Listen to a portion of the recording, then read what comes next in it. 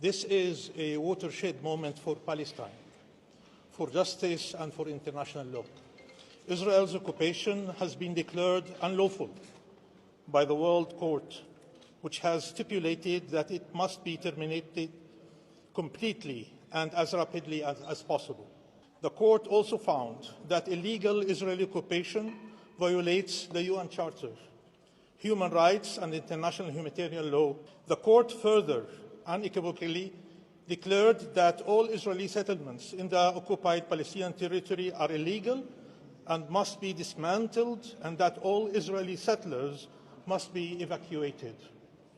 The court declared that Israeli illegal occupation not only violates but eviscerates the Palestinian people's right to self-determination in their own land, including the right to their own state. This ruling couldn't be more timely or sorely needed. The Palestinian people have endured unbearable suffering and injustice for decades.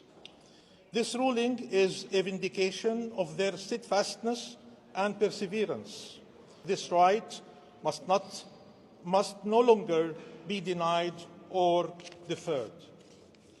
The court made clear that the Palestinian people are the only sovereign in the occupied Palestinian territory, including East Jerusalem, and that the international community is under an obligation not just to reaffirm the Palestinian people's right to self-determination, but to see to it that this right is implemented immediately.